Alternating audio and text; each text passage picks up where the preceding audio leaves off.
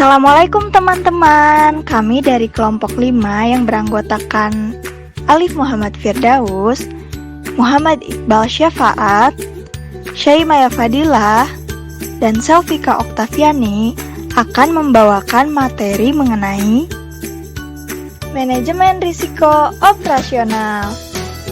Assalamualaikum warahmatullahi wabarakatuh. Perkenalkan, saya Alif Firdaus. Di sini saya ingin menjelaskan mengenai manajemen risiko operasional.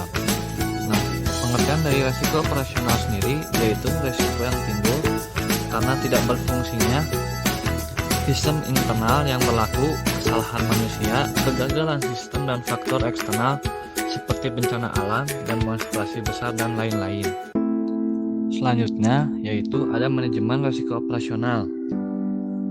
Manajemen risiko operasional sendiri terbagi menjadi 4. Yang pertama yaitu ada identifikasi, yaitu proses untuk melihat dan identifikasi secara kontinu atas paparan risiko operasional dan penerapan manajemen risiko operasional, serta melakukan pelaporan internal atau eksternal atas paparan risiko yang terjadi.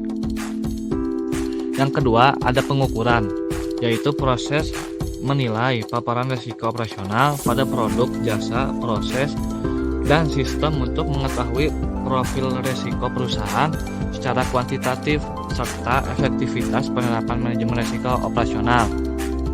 Nah, yang ketiga yaitu ada pemantauan, proses untuk mengamati secara berkelanjutan atas paparan risiko operasional dan penerapan manajemen risiko operasional serta melakukan pelaporan internal atau eksternal atas paparan risiko yang terjadi. Yang keempat yaitu pengendalian, yaitu untuk memastikan risiko operasional berada pada tingkat yang minimal dan masih dapat diterima oleh perusahaan. Selanjutnya ada risiko inheren pada manajemen risiko operasional. Dalam menilai risiko inheren atas risiko operasional dengan berpedoman pada lampiran SE BI nomor 13 /24 2011, parameter atau indikator yang digunakan ialah yang pertama karakteristik dan kompleksitas bisnis, yang kedua tuh sumber daya manusia, yang ketiga teknologi informasi dan infrastruktur pendukung, yang keempat itu fraud baik internal maupun eksternal, dan yang kelima yaitu kejadian eksternal. Selanjutnya ada prinsip-prinsip Islamic Finance Service Board pada manajemen risiko operasional. Yang pertama, hendaknya meyakini bahwa mereka setiap saat mematuhi hukum dan prinsip-prinsip syariah sebagaimana ditetapkan oleh badan yang relevan dalam yurisdiksi di mana LKI beroperasi dan menyangkut produk-produk dan aktivitas mereka. Yang kedua, LKI hendaknya meyakini bahwa dokumentasi atas kontrak-kontrak akan sesuai dengan hukum dan prinsip-prinsip syariah dengan memperhatikan formasi, pemutusan, dan elemen-elemen yang mungkin dapat menciderai kontrak performance seperti fraud, tidak dilaporkan, pemaksaan, dan lain-lain terkait dengan hak dan kewajiban. Yang ketiga, LKI hendaknya melaksanakan kaji ulang terhadap kepatuhan syariah sekurang-kurangnya setahun sekali dilakukan baik oleh suatu departemen pengendalian syariah yang terpisah atau sebagai bagian dari fungsi internal atau eksternal audit yang ada dengan orang-orang yang mempunyai pengetahuan dan pengalaman sesuai dengan tujuan tersebut. Yang terakhir atau yang keempat, LKI hendaknya menjaga jejak dari pendapatan yang tidak dikenal yang timbul dari ketidakpatuhan terhadap syariah dan asesmen terhadap kemungkinan kasus serupa terjadi lagi di waktu yang akan datang. Hello guys, teman-teman. Nah, ini ada pembahasan penting. Nah, pembahasan selanjutnya itu ada risiko operasional berdasarkan frekuensi dan dampak. Nah, risiko operasional yang terjadi adalah akibat frekuensi seberapa sering kejadian tersebut terjadi dan seberapa besar dampak yang ditimbulkan. Nah, ada 4 jenis utama tuh berdasarkan frekuensi dan dampak. Nah, yang pertama itu ada low frequency or low impact. Nah, perusahaan atau bank mengabaikan kejadian ini karena biaya untuk mengelola dan memonitorinya lebih tinggi daripada kerugian yang ditimbulkan. Nah, yang kedua, low frequency or high impact. Kejadian yang paling menentang pada perusahaan atau bank. Jenis kejadian ini paling sedikit dipahami dan paling sedikit diprediksi. Lagi pula kejadian ini dapat menimbulkan kerugian yang besar, bahkan membuat bangkrut. Nah, yang ketiga itu high frequency or low impact. Nah, kejadian ini dikelola untuk meningkatkan efisiensi bisnis. Banyak produk finansial, terutama di perbankan retail, akan memasukkan faktor risiko ini ke dalam struktur harganya. Nah, yang keempat ini yang terakhir, high frequency or high impact. Nah, kejadian tidak relevan untuk dikelola karena apabila jenis kejadian ini terjadi, maka perusahaan atau bank dengan cepat akan bangkrut.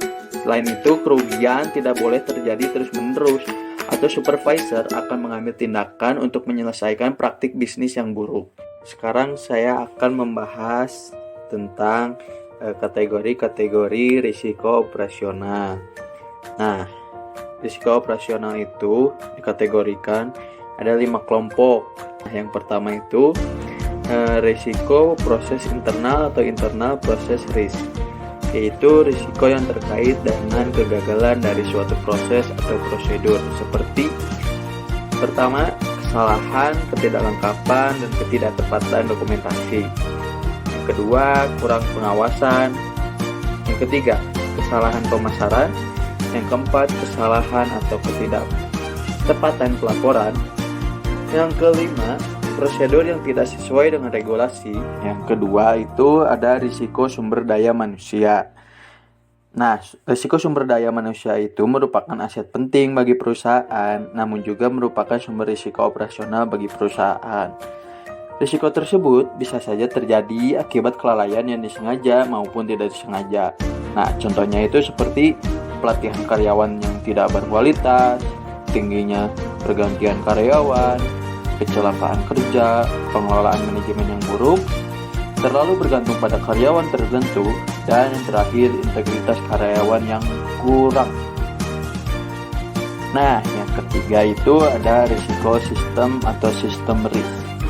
Nah, desain teknologi memang memberikan kontribusi yang signifikan bagi sebuah organisasi. Di sisi lain juga, sistem tersebut akan memunculkan risiko baru bagi organisasi atau perusahaan. Nah, seperti halnya ketergantungan perusahaan pada sistem komputer, maka risiko yang berkaitan dengan kerusakan komputer akan semakin tinggi atau kerusakan pada sistem akan semakin tinggi. Contohnya, yang pertama itu ada kerusakan data. Yang kedua, kesalahpahaman pemrograman. Yang ketiga, sistem keamanan yang kurang baik. Yang keempat, penggunaan teknologi yang belum teruji, dan yang kelima, terlalu mengandalkan model tertentu untuk keputusan bisnis. Yang keempat itu ada risiko eksternal. Nah, risiko eksternal itu adalah risiko yang terjadi di luar kendali organisasi. Kejadian tersebut memang jarang terjadi, tetapi sekalipun itu terjadi, maka akan mempunyai dampak yang begitu besar bagi perusahaan. Bisa diambil contoh seperti tiba-tiba listrik mati, terus ada perampokan, kebakaran, bencana alam, terorisme, atau kejadian-kejadian yang tidak terduga sebelumnya. Yang terakhir ini ada risiko hukum. Nah, risiko hukum ini berasal dari ketidakpastian tindakan hukum atau ketidakpastian dalam menginterpretasikan atau mengaplikasikan kontrak, hukum, dan peraturan. Risiko hukum ini memiliki dua aspek, yaitu ketidakpastian yang bersumber pada tuntutan hukum yang dilakukan oleh stakeholder dan ketidakpastian legislasi, interpretasi, dan proses pengadilan. Nah, itu 5 kategori dalam risiko operasional. Nah, pembahasan selanjutnya itu ada penerapan manajemen risiko operasional dalam bank syariah. Penerapan manajemen risiko untuk risiko operasional bagi bank syariah, baik secara individual maupun bagi bank secara konsolidasi dengan anak perusahaan, mencakup hal-hal berikut. Nah, yang pertama itu ada pengawasan aktif Dewan Komisaris, Direksi, dan DPS. Nah, kewenangan dan tanggung jawab Dewan Komisaris, Direksi, serta DPS ini antara lain Dewan Komisaris dan Direksi bertanggung jawab mengembangkan budaya organisasi yang sadar terhadap risiko operasional dan menumbuhkan komitmen dalam mengelola risiko operasional sesuai dengan strategi bisnis bank. Direksi bank menciptakan kultur pengungkapan secara objektif atas risiko operasional pada seluruh elemen organisasi sehingga risiko operasional dapat diidentifikasi dengan cepat dan dimitigasi dengan cepat. Nah, yang kedua itu ada sumber daya insani. Nah, bank syariah harus memiliki kode etik yang berlaku untuk semua pegawai dan bank syariah harus menetapkan sanksi secara konsisten kepada seluruh pegawai yang terbukti. Itu ada kebijakan, prosedur, dan penerapan limit. Bank syariah melakukan kebijakan, prosedur, dan penerapan limit untuk risiko operasional. Dirasakan belum cukup untuk manajemen risiko operasional, bank syariah menambahkan beberapa hal dalam tiap aspek kebijakan, prosedur, dan penerapan limit. Nah, yang pertama itu ada strategi manajemen risiko. Nah, penyusunan strategi untuk risiko operasional mengacu pada cakupan penerapannya secara umum doang.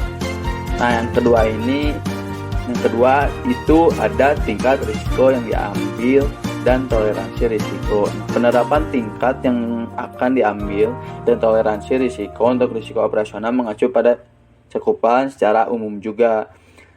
Nah, yang ketiga itu kebijakan dan prosedur.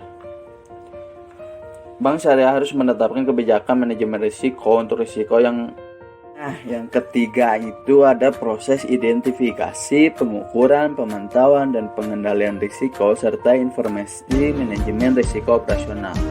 Nah, bank syariah harus melakukan penerapan manajemen risiko melalui proses identifikasi, pengukuran, pemantauan, dan pengendalian risiko serta risiko untuk risiko operasional. Selain itu, bank perlu menambahkan penerapan beberapa hal dalam proses yang dimaksud. Nah, yang pertama itu ada identifikasi dan pengukuran risiko operasional. Nah, bank syariah harus melakukan identifikasi dan pengukuran terhadap parameter yang mempengaruhi exposure risiko operasional, antara lain frekuensi dan dampak dari kegagalan dan kesalahan sistem. Selanjutnya, sistem pengendalian internal. Pengendalian dan mitigasi risiko operasional harus dilaksanakan oleh seluruh unit kerja dan satuan kerja perusahaan. Manajer unit kerja harus memastikan bahwa perusahaan telah memiliki kebijakan, prosedur pengendalian, dan mitigasi risiko operasional yang dipatuhi dan dilaksanakan oleh setiap unit kerja.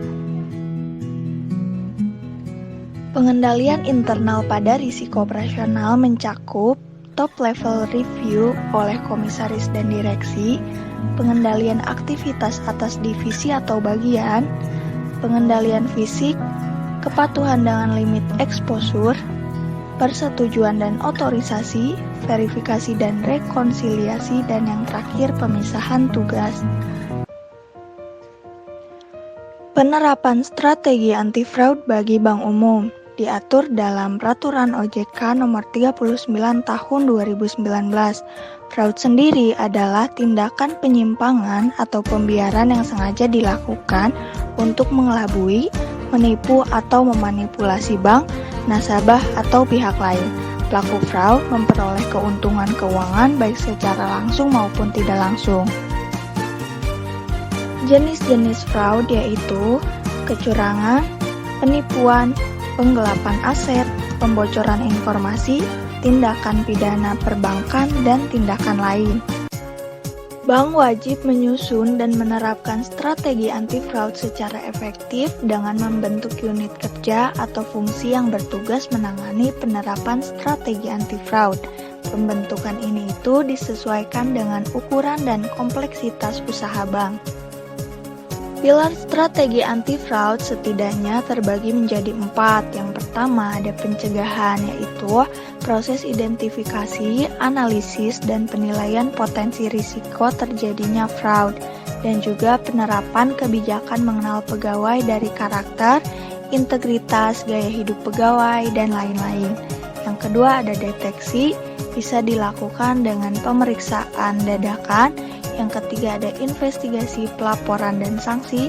Dan yang terakhir ada pemantauan, evaluasi, dan tindak lanjut. Hal-hal yang perlu diperhatikan dalam menyusun dan menerapkan strategi anti-fraud yaitu kondisi lingkungan internal dan eksternal, kompleksitas kegiatan usaha, jenis, potensi, dan risiko fraud, dan yang terakhir kecukupan sumber daya. Kemudian di sini saya akan menjelaskan mengenai prinsip kehati-hatian penyerahan pekerjaan kepada pihak lain. Dalam melakukan penyerahan pekerjaan, bank atau lembaga keuangan wajib menerapkan manajemen risiko yang efektif sesuai dengan skala, karakteristik, dan kompleksitas pekerjaan yang dialih daya. Dalam Peraturan Bank Indonesia Nomor 13/25/PBI/2011 tentang prinsip kehati-hatian bagi bank umum yang melakukan penyerahan sebagian pelaksanaan pekerjaan kepada pihak lain. Dalam pemilihan perusahaan penyedia jasa, bank wajib melakukan hal-hal sebagai berikut. Yang pertama, meneliti dokumen status badan hukum dan izin usaha dari instansi yang berwenang.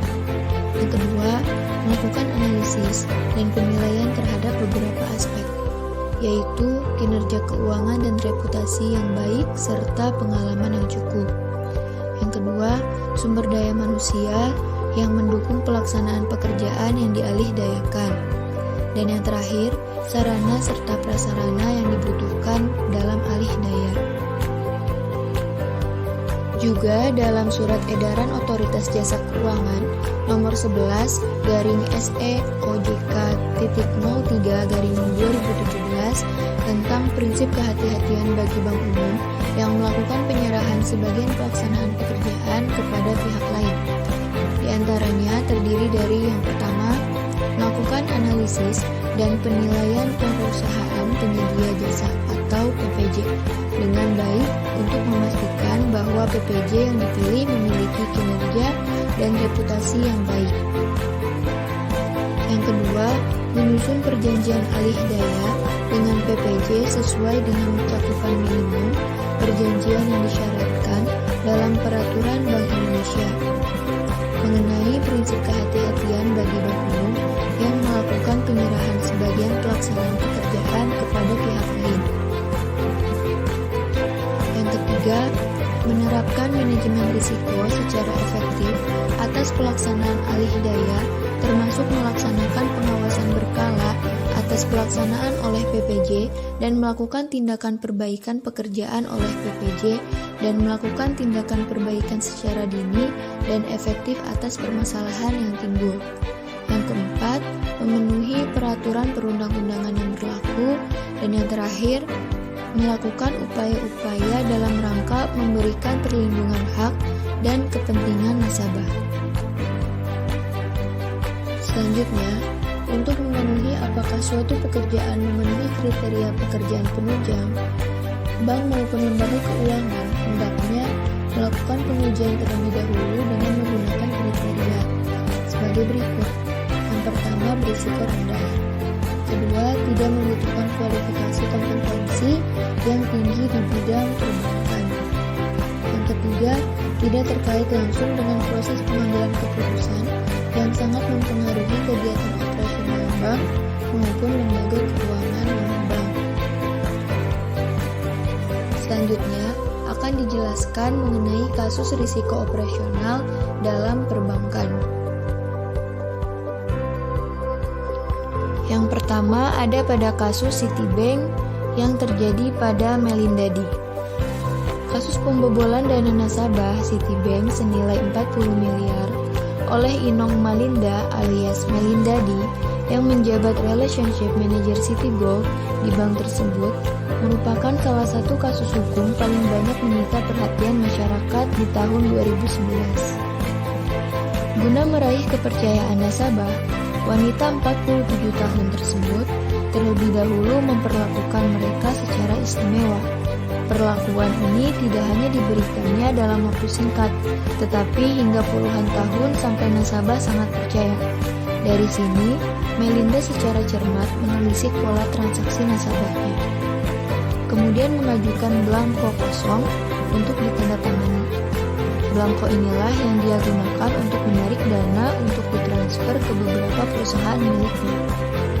Melinda juga menggunakan surat kuasa dari nasabah, sehingga nasabah seolah-olah datang ke bank untuk melakukan transaksi.